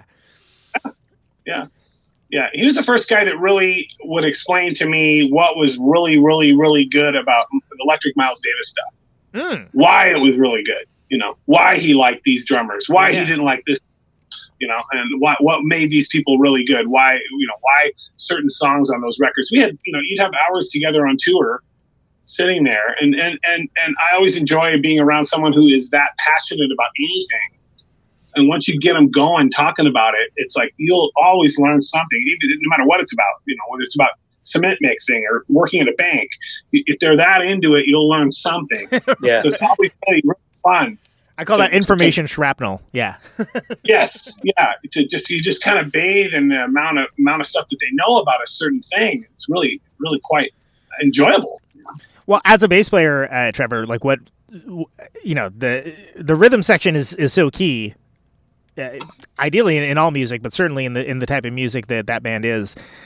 Obviously, Lombardo's a badass in his own right, but Basia was like it's like coming from a different spot. Like, was there any kind of, were you in your head at all about that, or was it pretty chill? Like, did he make it really easy? Like, what was the experience of changing up like that? He was chill. I mean, of course, I guess I felt this way about Lombardo too. Like before meeting them and playing with them, you're, a little bit intimidated. Jesus Christ. Yeah. Yeah, I know, and I know who Bozio was too. It's like, man, this guy's going to can play circles around me, if he wants to, but right. Total professional, totally cool, totally humble, really worked hard to make it work and to fit into a place that wasn't, because that music was written for Lombardo. It wasn't written for, it wasn't necessarily in his voice. Yeah. But he was there to do a job and he did it. It was great. Yeah. He did above and beyond. Yeah. It was really great. Did he ever explain what was the crossing the Rubicon for him to understand where it was coming from when you mentioned? Or was it just, he just figured it out? Yeah. Did he listen to something or like what did he say? I don't know what he did. He just came in. He goes, I got it. Do you remember that? I remember one day he was like, oh wait, it's like a polka beat. Something like that. But then he could do it all flawlessly. Remember that? It was just like, yeah. I see what those guys are doing. Got it. Yeah. That was it. Once the veil was lifted, it was like the Jack in the Box comes out of the box, and there it is. And away you go. And Lombardo, I was intimidated by Lombardo too until about 5 minutes after we started playing. I realized he's just another goof like us. Right. Yeah. It's like maybe coming from a quote unquote different scene or whatnot, and like have been on this incredibly iconic record that he doesn't necessarily realize was as iconic as it was. But he's just another. Is this another fellow playing weird heavy music? Yeah. Other goof, that's it. So then the intimidation thing just went out the window, and so we would have me and him and Trevor we'd have these great jams before Patton would get there or whatever, and he said that those guys in Slayer never did that, never ever did that. Really? Oh, so it was never. He goes, it was never fun like this to play bullshit covers, between takes. We had a lot of fun. And it was really relaxed. Yeah. Under circumstances, At sound checks, we'd play. I don't know. It could be anything. Judas Priest cover into a Beach Boys song. I don't know anything. Beatles or whatever. That was always a lot of fun. Well, but once you realize just human beings, you can always find something to identify with them on. And you guys all have the depth of musicality and interest for that to be exciting too. That's something where it's not like anybody's speaking Swahili necessarily. You got a similar lexicon that you're working with. Yeah. It was a lot of fun. A lot of fun. Trevor, can you? More good times. Oh, sorry about this. I didn't mean to talk over you there. More good times than bad times. Good. So, Trevor, can you talk to me about speaking of awesome players, getting together with Dwayne and Stainer for Tomahawk? Oh, yeah. I mean, similar thing. Obviously that's a band. Those guys have a rapport already before I joined that band, and I didn't know them. Actually, I don't think I knew either of them before. We started working on. I guess the first thing we did was we started working on that record Oddfellows together. So. Dwayne basically writes all the music, and then Patton kind of embellishes it and writes the vocal melodies for it. That's a type of band where I'm like the hired hand in that, Right. And I mean, there's some liberty for me to, mess with the bass lines and stuff, but it's pretty much all mapped out. But yeah, totally. I mean, I play with so many different kinds of musicians that every one of them is different and unique in a way, and Stanier has like amazing time, and he's another heavy hitter, I guess I gravitate towards drummers who really beat the shit out of the drums, and Dwayne's style of writing I really like. I like his weird sense of harmony and stuff, and yeah, so that was pretty easy band for me to slip into. Sure. And Dennison, obviously, decent guitar player. Yeah. Yeah. Writes some cool stuff. Yeah. Did you find that, having been in, having done Tomahawk with Mike and having done Phantom Us with Mike and Mr. Bungle with Mike, like, do you feel like you have sort of like an immediate, like, almost telepathic knowledge of what he's going to do, or is he still unpredictable for you? There's definitely like, I mean, it's like playing with anyone for a certain amount of years. I'm sure Buzz has this with Dale or two or something. There's certain things that start to become part of your language. But I mean, my role, all three of those bands that you mentioned, my role in them is actually pretty different. Like in Bungle, right. I'm collaborative, and Phantom Us, I'm strictly, hired hand, and which is similar to Tomahawk, except that Tomahawk is like, as a bass player, it's like super easy, and which is one of the things that's really fun about it. I can just I can just get up on stage and rock out, and play some Running with the Devil. Yeah, exactly. Play some eighth notes, quarter notes. And then I like doing that. And then I don't think you make as much money when you do it because you're not really working. Yeah, you paid by the note. Yeah. So then, and for whatever reason, that also makes me think of Secret Chiefs, and that's more like Trey's deal, right? That's exactly, yeah, that's Trey's baby, and he's got a bunch of fascinating dude. I had him on my old show years back, but really fascinating guy. Yeah, definitely. He has a bunch of different versions of that band too, so depending on what kind of music he's going for. I mean, there's all kinds of subcategories with that band. But the very first Secret Chiefs record, there's some improv stuff that me and Trey and Danny did together, and but that was, I didn't even know at that point. Trey was just kind of recording us in random studios, Did you even know what it was at that point? Was it anything? No, I didn't really know what it was until the record was finished. Trey put that all together himself, but there's definitely some, improv stuff that was collaborative, but I've never really been involved in the writing in that band. So, and again, this harkens back to what we were talking about with the Gifts of Sacrifice record. Like, where do you feel is the natural point for you to extend what you're trying to do to add to a composition? Like, do you feel like there is a line? Does it depend on the player? Does it depend on the composition, the song? Like, where are you being the most value added? And does it matter by personality? Is it something that, like, what part of your brain is working on that, as opposed to working, as we mentioned, as the captain of your own band for the Trio Convulsant? And where's the line? I think it's a vague line, and it changes. I think it's all of those things that you mentioned. It's what's good for the album, what's good for the song, and in the way that me and Buzz worked on this record is, like I was saying before, it was all pretty. There was making those decisions pretty quickly. So there's no formula for any of it, really. If there was, you'd probably be able to hear it,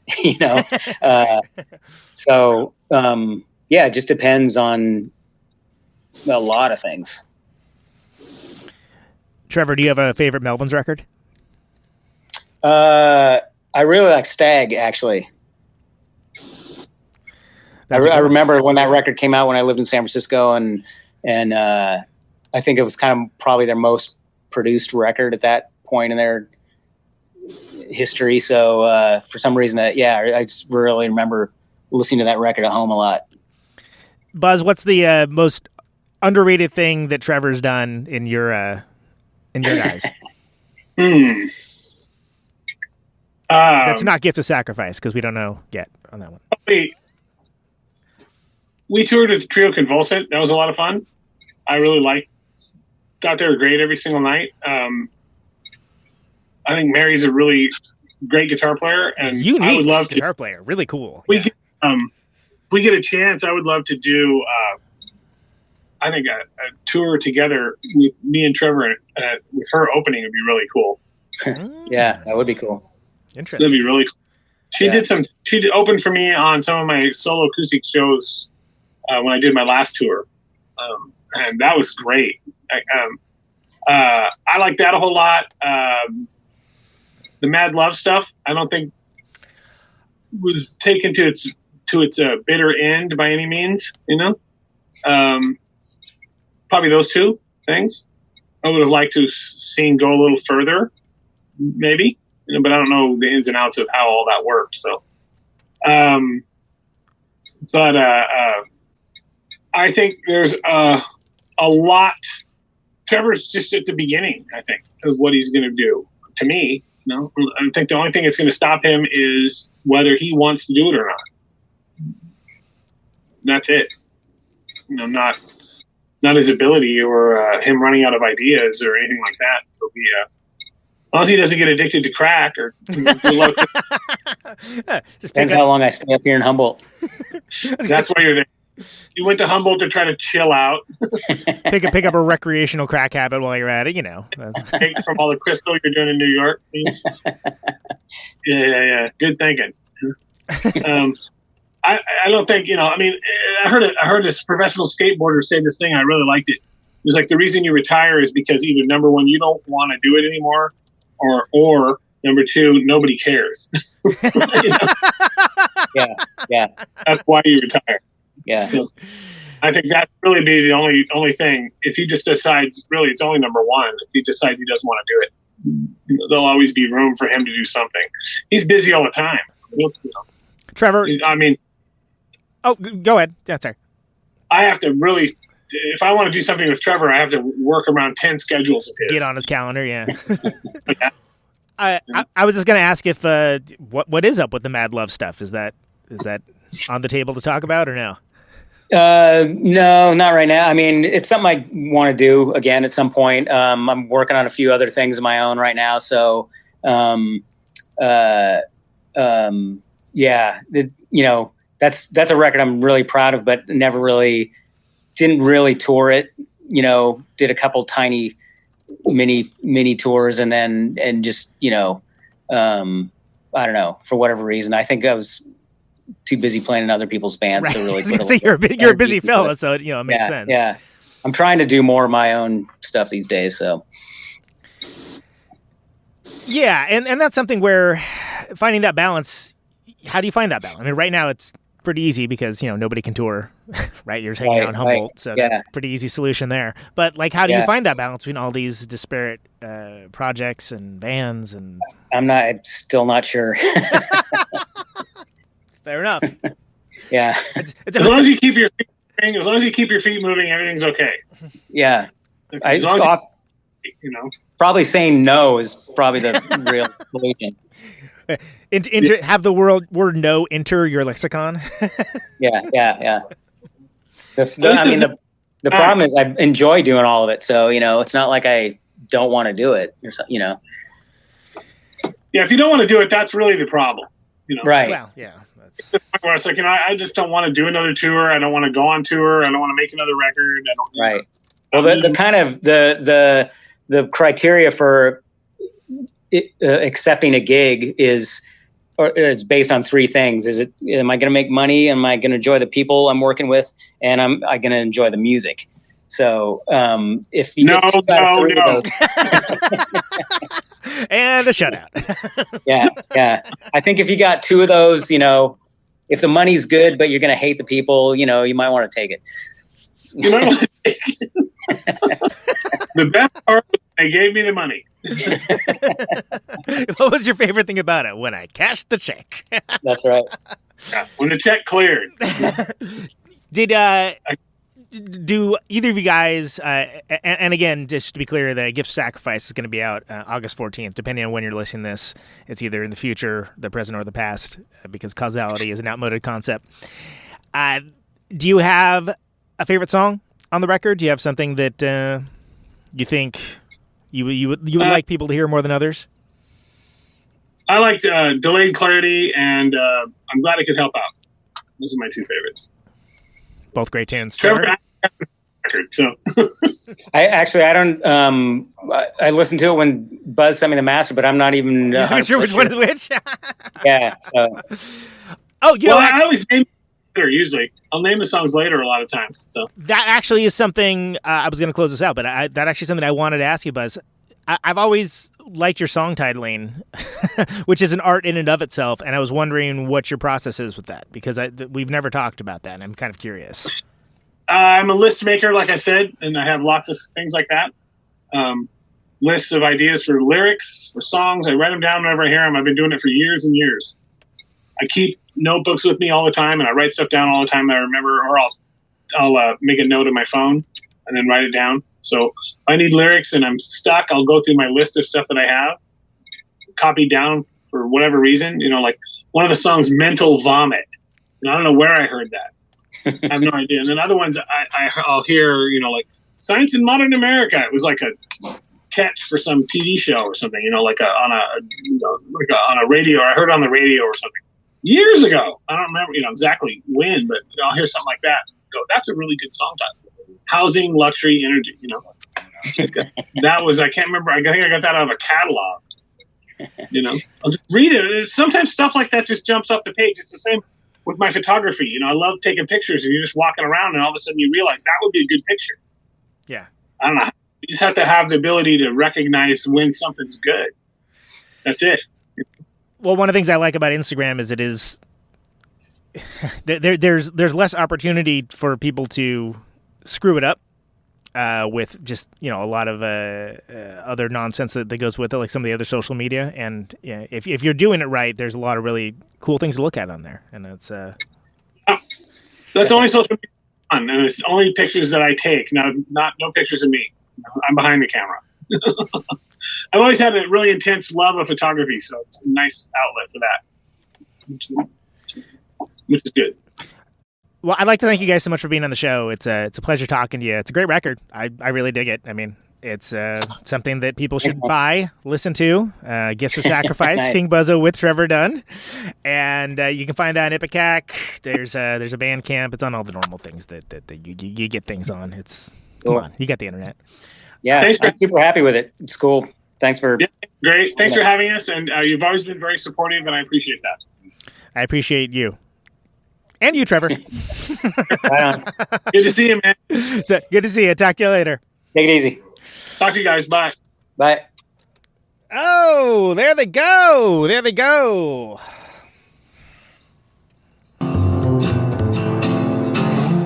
Science in Modern America.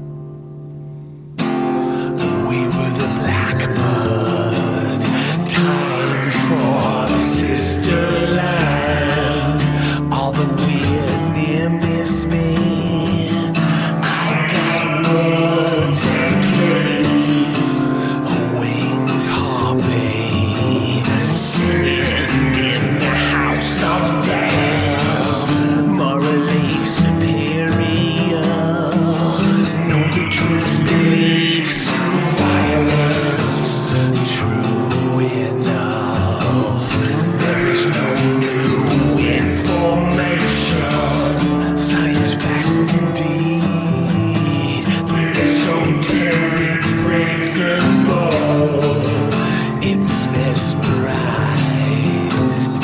Proper object, she was so good.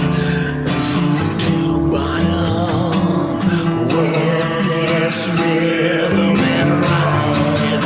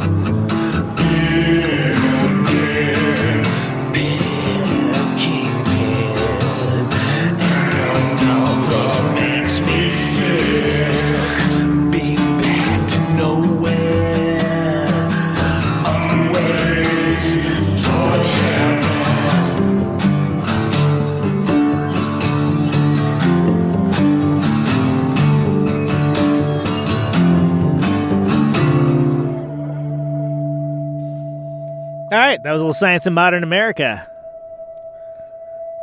King Buzzo, Trevor Dunn. That's off of the Gift of Sacrifice record. You can get that Ipecac Records, kingbuzzo.bandcamp.com, I don't know, Spotify, YouTube, whatever. However you get the stuff that you get, that is how you would. That's how you would get that record. Can you hear me now? Love those dudes. That was great.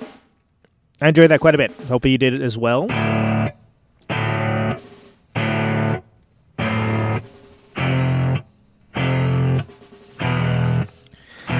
The name of the show is Conan Neutron's Protonic Reversal. This show airs Thursdays, 8 p.m. Eastern, 7 Central, 6 Mountain, 5 Pacific, as well as other times. This has been a special stay-at-home edition.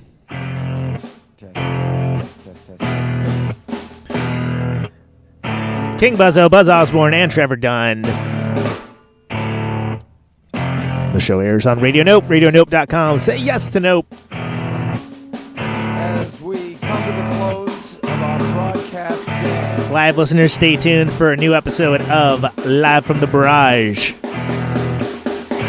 is my farewell transmission. RadioNeutron.com for the archives. Patreon.com/Protonic Reversal to Signing off. get the episode sooner. $1 a month will get you there. Mr. and Mrs. America, all ships at sea, anyone within the sound of my voice. Twitter, Instagram, all that stuff. I've got 50,000 watts of power. Yeah, if you are someone that is interested in I want to ionize the air. helping the show, sharing it around does that. So thanks everyone for doing that. There's been a pretty big amount of that lately, and it's appreciated. This Thank you. microphone turns sound into electricity. Okay, stay safe out there. Can you hear me now? And take it easy. Out on Route 128 in dark and lonely. Take it easy. I got my radio on. Can you hear me now? Can you hear me now? Can you hear me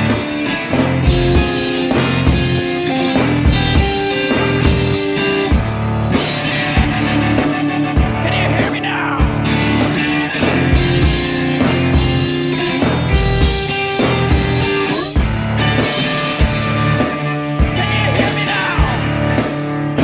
the radio.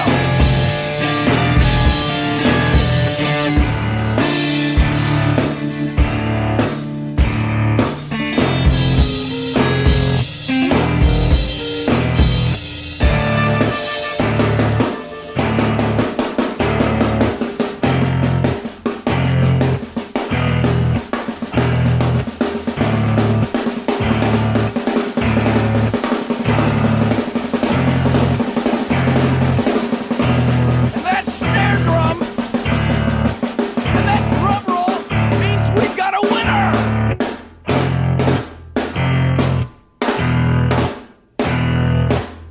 If you're the fifth caller, or any caller at all,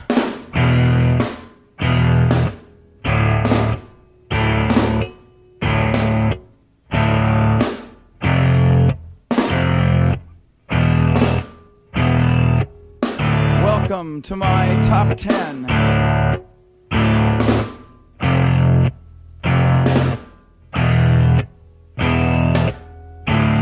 I'd like to thank our sponsor.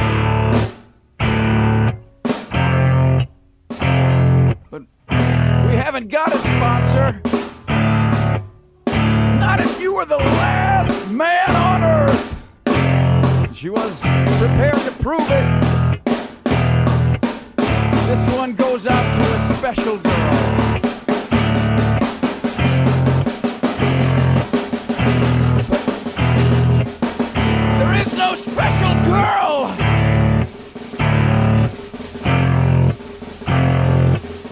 It's the end of radio. The last announcer plays the last record. The last what? Leaves the transmitter. Circles the globe in search of a listener. Can you hear me now? Can you hear me now?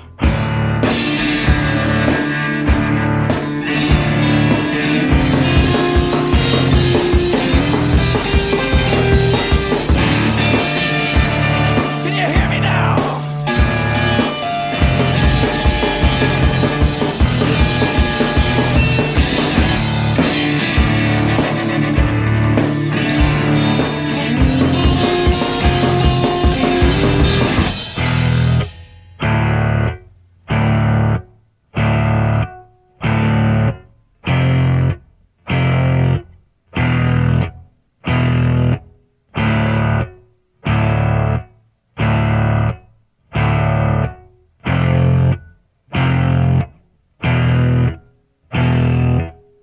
Is it really broadcasting if there's no one there to receive?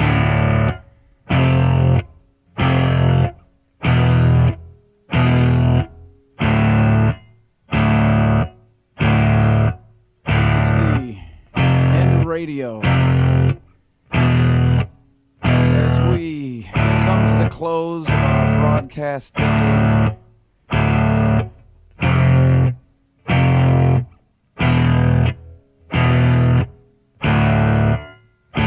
got my radio on.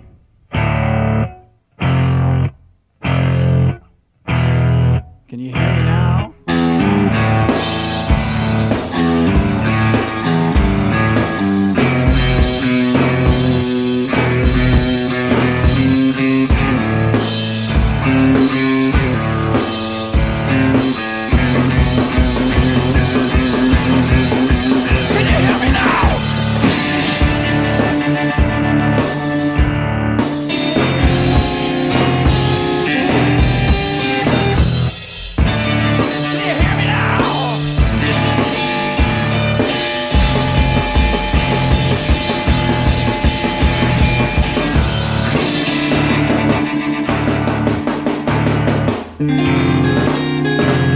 This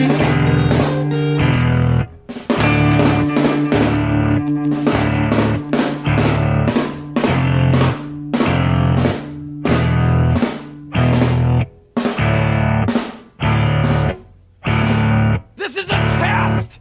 If this had been a real emergency,